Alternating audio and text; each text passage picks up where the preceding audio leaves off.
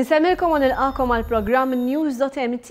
Illum se nibdew billi nagħtu ħarsa lejn il-punti saljenti illi ħarġu waqt id-diskors tal-Prim Ministru Joseph Muscat hekk kif ġie ppreżentat il-budget għas-sena 2015.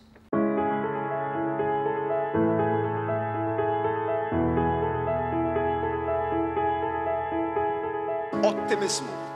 Dik hija l-kelma kruċjali li bija aħna bħala gvern qegħdin niġu llum quddiem il-poplu. X'jaħsbu? L-eluf ta' familji Maltin u Għawċin, il-maġġoranza silenzjuża li llejla qiegħda tarana fid-djara dwar il-futur tagħha u ta' pajjiżna.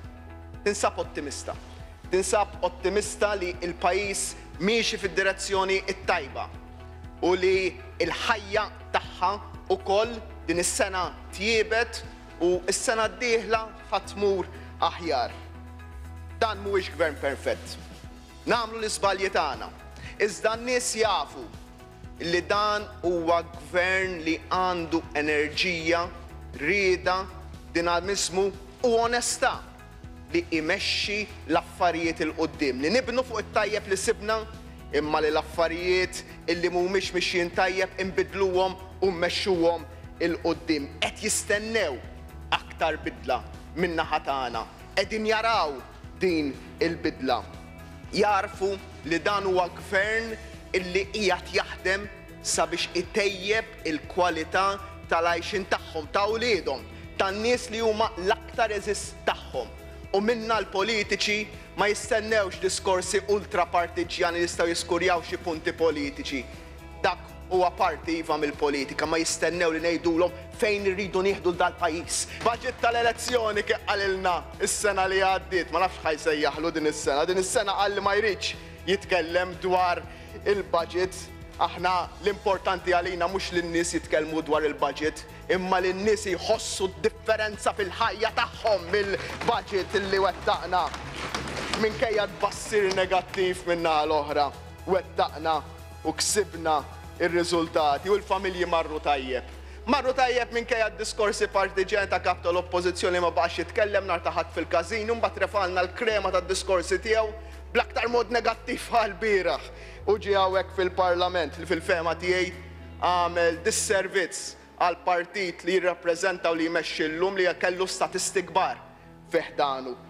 Blar diskors negattiv ngħid jien laqqas smajt minn kap tal-oppożizzjoni, diskors mibni fuq in-negattività u fuq il-politika tal-ejra, fuq il-politika li jipprova jġellet persuna ma' oħra.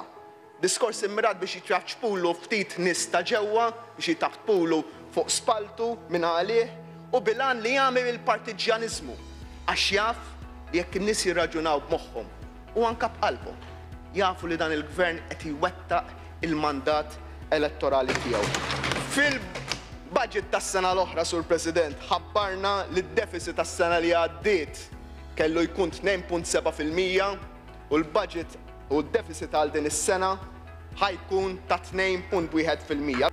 Għax meta kien hemm min-naħa l-oħra fil-gvern, il-partit li tiegħu kien viċi kap, kienu pereżempju fl-2007 qalulna id-deficit kellu jkun 70 miljun.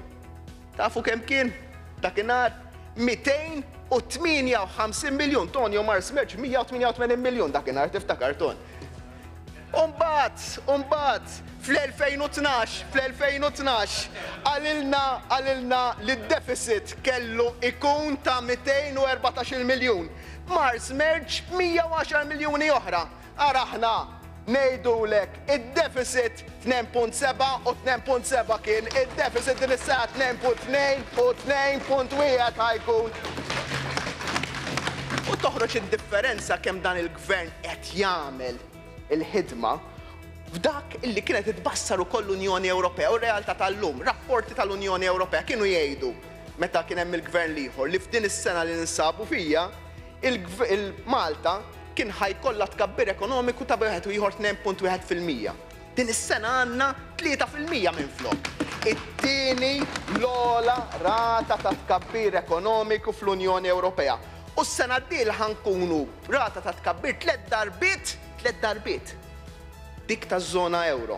Il-konsum tal-familji L-Ewropa kienu jgħidulna li ħajkber b'1.4% minflok kiber b'2%. L-investiment fi żmien il-gvern ieħor kienu qed jgħidu jekk jibqa' dan il-gvern, l-investiment ħajkber b'5.5%.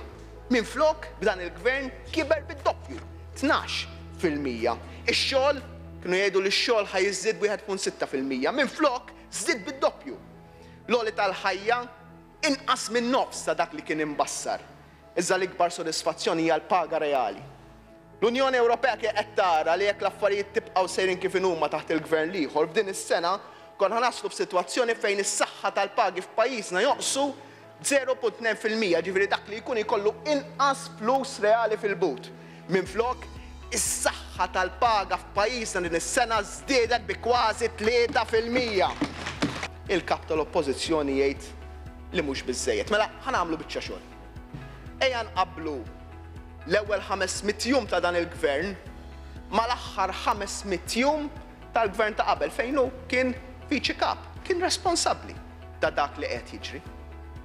Fl-aħħar 500 jum taħt il-gvern ta' qabel inħolqu 6,900 post tax-xogħol. Fl-ewwel 500 jum ta' dan il-gvern inħolqu 13,600 post tax-xogħol, id-doppju biex kulħadd ikollu idea ta' x'qegħdin ngħidu jisek batti l-popolazzjoni tista' taħdem f'għawdex u sibtilha xogħol b'500 jum. Immaġinaw l-estent ta' tkabbir ekonomiku kif issarraf li ġie li jilħaq il-kulħadd. Li ġie illi iva hawn aktar xogħol f'pajjiżna. Fis-5 snin ta' qabel kellna persuna kuljum illi kienet qed tiżdied mal-lista tal-qatt. Issa, sa issa b'dawn l-ewwel 500 jum għandna persuna anqas qiegħda kuljum, kull ġurnata li tgħaddi taħt il-gvern ieħor kienet tiżdied persuna fil-lista tan-nies qiegħda. Taħt dan il-gvern tonqos persuna mill-lista tan-nies qiegħda. 3 minn kull 5 persuni li ħallewna bla xogħol fl-amministrazzjoni l-oħra issa sabu xogħol. U dan għaliex qegħdin nagħtu inċentivi, qed nagħtu inċentivi għall-impjiegi u din hija l-kisba il-kbira ta' dan il-gvern li b'dak li qegħdin nagħmlu qegħdin ninċentivaw aktar nies joħorġu jaħdmu childcare b'xejn. Kemm kienet pis għall-familji illi jmorru jaħdmu u biex jmorru jaħdmu ma jkollhomx ma fejn iħallu lil ulidhom. Kienet iżomm mażra ma' ħafna nisa speċjalment li ma setgħux jkomplu l-karriera tagħhom. Missu mhux soċjalment ġust dan il-budget li ħajkompli b'din il-miżura u din il-miżura ġib sfida magħha. Għax fil-waqt li qed noħorġu aktar nies fil-post tax-xogħol qegħdin innaqsu l-qatt. Allura kemm iridu noħolqu aktar postijiet tax-xogħol għall-familja li tgawdi mill-childcare b'xejn ta' kif isser mill-inqas 4,000 euro aktar f'buta. 4,000 euro aktar illi tista' tinvestihom fil-familji tagħha. U issa tajna imbuttatura enormi oħra. Qegħdin nagħtu benefiċċji ġodda għal min qed joħroġ waħdu jew single parent min qed jgħix waħdu jew inkella koppja li joħorġu jaħdmu tnejn. U nagħti eżempju sempliċi, sejr. 2 min-nies bil-minimum wage. 2 min-nies bil-minimum wage mhux ħanajdulhom ħantukom xi ħaġa żgħira. 2 min-nies bil-minimum wage li joħorġu jaħdmu qed nagħtuhom bonus ieħor ta' 1,000 euro kull wilt jekk joħorġu jaħdmu. 1,000 euro kull wilt u inċentivi għal min jimpjega persuni żvantaġġjati. Ħankunu qegħdin nagħtu aktar benefiċċji għal min jimpjega persuni li għandhom il-fuq minn 45 sena li ma jistgħux jisibu xogħol. Dawn huma kollha benefiċċji illi permezz tagħhom qed noħorġu aktar nies fil-post tax-xogħol u permezz tagħhom qegħdin noħolqu aktar ġid. Li inti tittakilja is-serq mill-benefiċċji hija waħda mill-iktar miżuri ta' ġustizzja soċjali illi tista' timmaġina. Għax il-benefiċċji qegħdin hemmhekk għal min veru għandu bżonnhom. U l-bira l-kap tal-Oppożizzjoni prova jilgħab il-logħba li jgħid ora min qed jieħu l-benefiċċji qed jgħidilhom ħallelin, aqra sewwa u jien konvint li taf taqra. U għalhekk naħseb li kont disonest il-bira aħna għedna min jisraq il-benefiċċji soċjali huwa ħallil għax dak li għandu dritt tal-benefiċċji soċjali kif diġà urejt. Aħna qed inżiduhom il-benefiċċji soċjali imma l-min għandu dritt U għalhekk qegħdin nagħmlu xi ħaġa li tista' tiswina l-voti ħbib tiegħi. Imma ħanagħmluha li illi inbidlu l-kultura, ma jifilħux ismawha. Zidna l-istipendji mill-ġdid! Zidna l-istipendji mill-ġdid!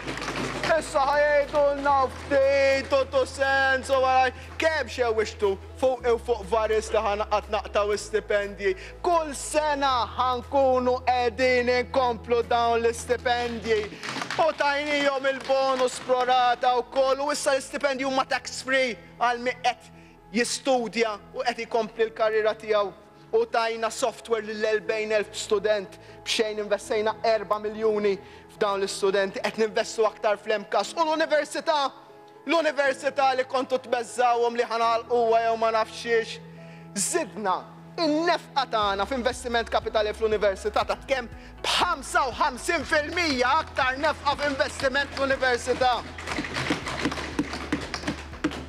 Għandna sistema tal-POYC tal-ispiżerija tal-għażla tiegħek fejn kellha 130 mediċina out of stock. Ħdibna u llum irnexxielna lill-mediċini out of stock mod konsistenti minn 130 issa niżżilnihom għal 5 mediċini biss out of stock. U dawn. Taf x'kien is-soluzzjoni tiegħu? Mux tanka tal-grocery kollu l-piżelli out of stock diks, tiftakru jgħidek? Mela, kien jgħidina l-grocery kollu l-piżelli out of stock, tant kemm kienu qataw qalbhom. Għandna postijiet fejn għandna ma wasalniex. Oqsma bħal hip replacement, bħal knee replacement, le ħadna ma wasalniex hemmhekk fl-ortopedija. Affarijiet oħra wasalna. Per eżempju, l-MRI iwritna waiting list ta' 18-il xahar, issa il-waiting list minn 18-il xahar niżlet għal 5 xhur. Fil-katarretti minn 26 xahar niżżilnija għal 12-il xahar. L-ECG minn waiting list ta' 33 xahar niżżilnija għal 11-il xahar.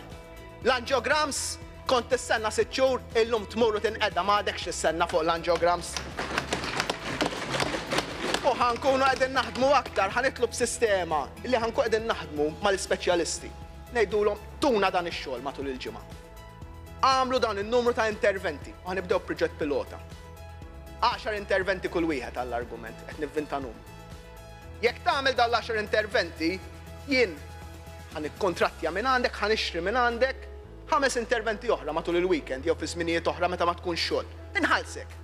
Jaqbilli xorta għax għandi l-Mater Dei li huwa sptar li mhux qed jiġi użat kollu kemm hu l-faċilitajiet tiegħu f'dan il-qasam, qed nifranka l-flus fil-verità u qiegħed naqta' il-waiting list. Mbagħad is-suq tal-proprjetà komplejna tajnieh imbuttatura l qudiem. Jien jgħiduli nutara speċjalment kemm nieħdu pjaċir naraw dik il-ħarsa f'għajnejn iż-żgħażagħ meta ngħidulhom minħabba l-miżura tal-gvern ifrankajtu 5,000 euro, 5,000 euro taxxa tal-boll u ħankomplu nsostnu għal 6 xhur oħra. Din ma tistax tkun xi ħaġa permanenti għax inkella fl-ekonomija nitalmu li xi ħaġa permanenti tispiċċa assorbita fil-prezz. U allura ma tibqax igawdi min jixtri imma tibda tiġi assorbita fil-prezz mingħand min ibih. Issu mhux soċjalment ġust dan il-baġit mela. Il-bieraħ jibdejt ngħid kieku ma ġarax il-fatt ikraħ u faħxi tal-ġimgħa li għaddiet fuq xi xkieħ jitkellem il-kap tal-Oppożizzjoni. Jien l-ewwel wieħed diġà disgustat dak li ġara. Disgustat u ma nista' qatt naċċettah u ħadd ma ħajsib ken fija b'affarijiet bħal dawn. Speċjalment, u din hija speċjalment kbira, u tirrifletti bil-kbir, għax kienet tinkludi membru tal-Korp tal-Pulizija. Mhux persuna normali, li seta kien intażel mill-Ministru jew le, imma persuna li ġie assenjat ma' Ministru, membru tal-Korp tal-Pulizija. Inkredibbli. Xi ħaġa li diskustatni dejqitni kif dejqet il-kulħadd, anzi naħseb jien iktar wieħed imdejjaq minnkom kollha fuq dan kollu. U għedna biex wara l-akkużi ripetuti, l-akkużi tal-kap tal-Oppożizzjoni huwa illi xi ħadd tatta. Dik hija l-akkuża, hija akkuża gravi, innoħodhom bis-serjetà affarijiet bħal dan. U għedna minn aħjar minn 3 ex ġudikanti biex jgħidulna biex investigaw, ma ninvestiga jien. Kap tal-Oppożizzjoni Sherlock Holmes investigaw ġaġġ and ġuri lesta għataħħa l-kundanna. Aħna 3 persuni indipendenti, kulħadd jitla jixed, jgħidulna jekk kienx hemm cover-up jew le u nieħdu l-passi li hemm bżonn li nieħdu. Anzi, għamilna l-pass bla preċedent li ktibtlu għetlu. Għażel int persuna tal-fiduċja tiegħek biex itmexxija inti l-inkjesta, imma ma jinteressax mill-verità. Jiġi jitkellem fuq awtorità morali. Jiġi jgħid fuq min ħobżu maħbus. Tkellemu illi f'5 snin taħt il-gvern ta' qabel ħa €1,000,000 konsulenzi u direct orders, $1,000,000 ħadd kull kap tal-Oppożizzjoni. €1,000,000 u tiġi bil-wiċċ toskolli u tgħid li €1,000,000 ħadd il-minimum wage. Tridx ma ddaħħakniex, tridx ma dik, nibdew nitkellmu fuq l-awtorità morali. Inti ħadd $1,000,000 dik granted. Sħabek ma ħadux daqshom, daqshekk. Sħabek ma ħadux daqshekk. Bil-€500 fil-ġimgħa sħabek ħadu b'1,000,000 bejniethom u 600,000 żdidiet. Bad kontu tajtu l-impressjoni tajtuhom lura, tiftakruhom, in-nies anke l-ewwel wieħed kont minn jagħtawhom lura dawn il-flus. Tiftakru hekk dik hija l-impressjoni. Iċċekkjajna taf kemm tajtu lura minn dawn il-1,600,000? 300,000 tajtu lura żammejtu 1,300,000 bwietkom. Jekk qed nitkellmu fuq l-awtorità morali, sur kap tal-Oppożizzjoni, qabbadhom iħallsuhom lura dawk il-1,300,000 ħalli tkun kredibbli. U l-oħrajn kienu handbags kollha, kienu ħolqithilhom din tal-assistenti parlamentari, bejniethom ħadu żewġ miljuni ta'. L-aktar ħaġa li tinserraħ moħħ kulħadd huwa li r-roħs ħajibqa' għaddej. U li r-roħs kif juru l-figuri mhux ħajkollu effett fuq id-deficit. U r-roħs ħajkun sostnut. Iva ħbib tiegħi, jien wiċċi minn quddiem ngħid illi dan huwa proġett illi ħajsir, proġett illi ħajirnexxi, proġett li minnu ħadgawdi l-ekonomija Maltija, proġett li minnu diġà qegħdin itgawdu intom familji Maltin u Għawċin, proġett li minnu ħajkonna wkoll arja aktar nadifa. U jien l-ewwel qed kontet għax jakkużawna x'irridu ninvolvu s-settur privati, qabel elezzjoni kontet jekk ma jiġix is-settur privatu jinvesti f'dan kollu u ma jkunx hemm konsorzja li jibbidjaw, jien nirreżenja. Il-konsorzja ġew mhux wieħed 2, 3, 18 u jien għadni għaw u għaw ħankun qiegħed biex nara li l-mandat jitwettaq. L-Enemalta minn Mażra ġibnija mutur, il-ħaddiema tal-Enemalta kellhom il-mannara fuqhom kif kellhom tat-tarzna qabel.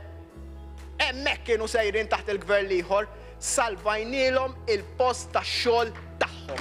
Kemm ilna fil-gvern aħna, il-prezz tal-petrol tad-diesel raħas għal darbtejn. U minn Jannar li ġej ħajerġa' jorħos b'2 cents u 1 cent ieħor il-prezz tal-petrol tad-diesel.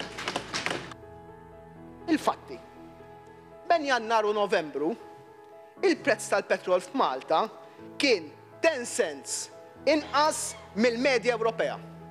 U l-prezz tad-diesel kien 5 cents inqas mill-medja Ewropea. Persuna b'diżabilità, kemm intellettwali kif ukoll fiżika, għandha dritt għall-ikbar dinjità. U l-ikbar dinjità li jista' jkollu l-bniedem hija x-xogħol. U dak li qegħdin nagħmlu aħna, dak li qegħdin nagħmlu billi indaħlu fis-seħħ liġi li ilha mill-1967 illi qatt ma ġiet implementata li tgħidlek li 2% tal-impjegati f'kull kumpanija li timpjega aktar minn 20 ruħ, li tikollok minimu ta' persuna waħda minn 20 ruħ il fuq, trid tkun persuna b'diżabilità. Aħna qegħdin ngħidu ma jistax ikun li ħafna kumpaniji jinjoraw dan kollu. Sur President, jingburi wkoll li dan il-gvern u dan il-budget qiegħed iddaħħal il-kunċett ta' equal pay for equal work. Illi wara li blacklistjajna numru ta' kumpaniji li kienu qegħdin jħaddmu nies bil-prekarjat, issa mis-sena d-dieħla l-kuntratti kollha l-ġodda illi ħajkun hemm mis-sena d-dieħla il-qudiem ta' kontratturi li jagħtu cleaners, carers, securities li l-gvern il-kontratti kollha l-ġodda jekk inti cleaner mal-kontrattur u qiegħda tagħmel xogħol post tal-gvern trid titħallas mill-inqas fl-inqas skala tal-istess grad ta' cleaner tal-gvern. Jekk inti carer li qiegħda taħdem il-Mater Dei jew x'imkien mal-privat, trid titħallas mill-inqas fl-istinqas skala tal-istess grad tal-carer li jaħdem mal-gvern. Mhix ħatkun faċli u tiswa l-flus. U ħanibdew bil-kuntratti l-ġodda. Imma din ħatkun riforma kbira li ħatati iktar dinjità lil dawn il-persuni. U fuq kollox, l-sfida l-kbira li ħajkonna fil-ġimgħat li ġejjin u forsi kalla jrid illestuwa qabel dan il-Parlament jagħlaq għal tajjel tal-ewwel tas-sena, ħankunu qegħdin indaħħlu l-bidliet għad-dekriminalizzazzjoni tal-qasam tad-droga f'pajjiżna fejn. U din ħatkun waħda mill-iktar bidliet ġenerazzjonali. Fejn qegħdin ngħidu il-tfal, żgħażagħ u din ngħidha b'naqra trepitazzjoni kif ġieli ngħid bħala missier illi naf li dawn il-bidliet ħajaffettwaw lill-uliedi li llum għandhom 7 snin. U li ħatkun bidla anka kulturali. Qegħdin ngħidu m'għandniex nibqgħu għaddejjin li jekk tifel jew tifla jinqabdu bi ftit ħaxixa, nagħmlu show bihom il-qorti għal ħabs jew ħafna kundanni u isimhom jixxandar ma' kullimkien. Imma rid ikun hemm mod ta' kif nitkellmu magħhom lil dawn it-tfal, lil dawn iż-żgħażagħ fid-djarhom, fil-kwitt ta' djarhom dik il-maġġoranza silenzjuża. Taf li l-pjan ekonomiku tagħna qiegħed jirnexxi. Taf li dan huwa gvern mimli din ismu. Taf li dan huwa gvern li qed jibni middle class ġdida. Taf li dan huwa gvern li qed joħloq ix-xogħol, qed joħloq il-ġid u dak il-ġid qed iqasmu bl-aħjar mod possibbli. Jaf li hemm gvern illi qed jaħdem biex jaqta' l-abbużi. Jaf illi hemm gvern illi flimkien magħkom irid li uliedna jkollhom pajjiż aħjar milli sibnieh. Jaf li hemm gvern li għandu d-difetti jien l-ewwel wieħed, imma li lessi nikkoreġu mingħajr arroganza li nisimgħu. Li nillestu nirrevedu nikkoreġu l-affarijiet. Ma mbagħad kull ġurnata inkomplu naħdmu aktar minn qatt qabel biex f'din Malta tagħna nippremjaw il-bżulija. Grazzi, Sur President.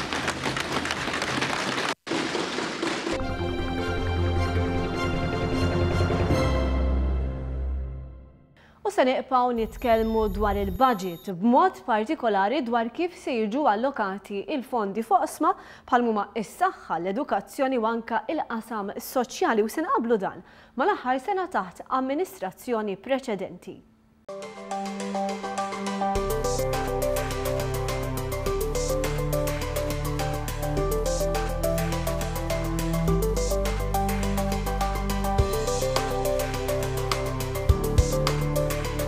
L-budget għas-sena 2015 huwa wieħed soċjalment ġust tiġdu l-allokazzjoni finanzjarja f'bosta oqsma li huma kruċjali biex iċ-ċittadini jiżviluppaw il-ħiliet tagħhom jew biex jgħixu kwalità ta' ħajja aħjar. Fost oħrajn fil-budget tal-2015 hemm żieda sostanzjali fl-ispiża kapitali fl-oqsma tas-saħħa u l-edukazzjoni. Dan meta mqabbel man-nefqa li kien hemm fl-aħħar sena ta' Gvern Nazzjonalista. Fil-qasam tas-saħħa l-ispiża kapitali fl-Isptar Mater Dei żdiedet b'1.5 miljun euro. Bekk l-ispiża kapitali għall-2015 tammonta għal 2.5 miljun euro. Fl-istess waqt il-Gvern qiegħed jaħdem biex fl-Isptar Mater Dei tkompli tonqos il-lista ta' stennija għall-operazzjonijiet filwaqt li jkun hemm żieda ta' sodod fl-Isptar Mater Dei. Dan se jsir bil-bini ta' 3 sulari ġodda biswit il-bini tal-istess sptar. Fil-budget 2015 il-Gvern ħabbar li l-mediċini out of stock niżlu minn 130 għal 5. U fl-istess budget il-Gvern żied ix-xiri ta' mediċini bi 13 miljun euro meta mqabbel mal-aħħar sena ta' Gvern Nazzjonalista. Fil-budget tħabbar ukoll li għal POYC, il-Pharmacy of Your Choice, fil-budget tal-2015 hemm żieda ta' 4.400.000 euro meta mqabbel mal-aħħar sena ta' Gvern Nazzjonalista. Barra minn hekk bilan li l-iskema tal-POYC tkompli tissaħħaħ, fil-budget tħabbar li se jiġu offruti mediċini ġodda għat-trattament tad-dijabete. Fil-budget 2015 il-Gvern żied ukoll l-ispiża kapitali għaċ-ċentru tat trasfużjoni tad-demm b'155.000 euro. Hawnhekk tħabbar li l-Gvern qed jevalwa l-possibilità li tkun introdotta assistenza lil persuni transgender li jridu jagħmlu intervent kirurġiku, filwaqt li għaddejjin diskussjonijiet ta' ċentru dedikat għar-riċerka fil-qasam ta' trasfużjoni tad-demm u ta' tessuti oħra.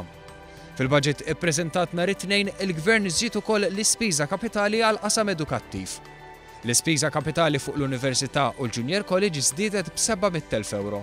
Bekk il-budget tal-2015 żdied għal 7 miljun euro. Dwar l-istipendji, kif imwiet, dawn se jiżdiedu bir-rata tal-għoli tal-ħajja prorata mill-ewwel ta' Jannar. Bl-istudenti se jieħdu wkoll il-bonus addizzjonali prorata. Fil-budget tal-2015 il-Gvern żied l-investiment tiegħu għall-istipendji b'1 euro. Bl-investiment tal-Gvern għall-istipendju se jkun ta' 24 miljun euro. Fil-budget 2015 kien hemm żieda fuq l-ispiża kapitali ta' 6,400,000 euro fuq bini ta' manutenzjoni tal-iskejjel, bl-ispiża kapitali tammonta għal 13 miljun. Dan biex jitkompla l-proġett ta' skola sports f'Pembroke u binja ġdida fir-Rabat Malta, in-Naxxar u binja ġdida għal post sekondarju ġewwa r-Rabat Għawdex. Dan apparti li s-sena d-dieħla se jibda l-ippjanar u xogħol fuq żewġ skejjel ġodda f'Ħaddingli u Ħallkirkop. Kien hemm ukoll żieda fl-ispiża rikorrenti. Fl-Università din żdiedet b'iktar minn 16 miljun euro u fl-Emkast iktar minn 6 miljun euro. Fil-Junior College iż-żieda kienet ta' miljun euro. Is-settur tal-anzjani u l-persuni b'diżabilità wkoll se jkunu fost dawk li se jgawdu minn żiediet qawwija fil-vot finanzjarju meta mqabbel mal-aħħar sena ta' Gvern Nazzjonalista. In-nefqa kapitali f'San Vincenz de Paul fejn għatem swali li għandhom bżonn bidla kbira biex ikunu diċenti għażmien tal-lum żdiedet b'9 miljun meta mqabbel mal-aħħar sena ta' Gvern Nazzjonalista. Żdied b'mod qawwi wkoll il-vot li jgħin biex l-anzjani jingħataw għajnuna finanzjarja li tgħinhom jgħixu b'mod indipendenti. Iż-żieda kienet ta' 7.4 miljun euro. Fuq iċ-ċentri tal-ħarsin ta' tfal biex iktar nisa jkunu jistgħu joħorġu jaħdmu, il-Gvern se jkun qed jinvesti 8 miljun euro.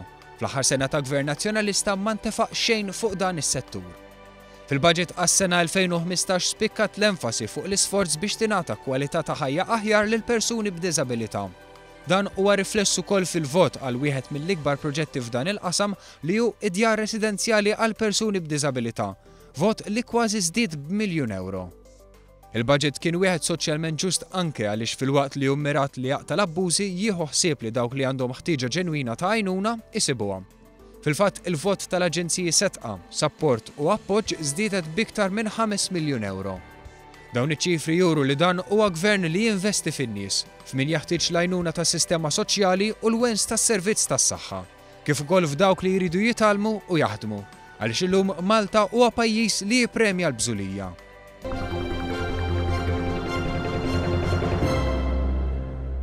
Nfakarkom milli tistgħu issegwu l-ħidma tal-Kamra tal-Aħbarijiet fuq il-paġna Facebook ta' One News. Dan il-programm tistgħu issibuh sħiħ ukoll fuq iċ-channel ta' One News fuq YouTube. Grazzi tal-li kontu magħna l-kumplament tal-lejl tajjeb.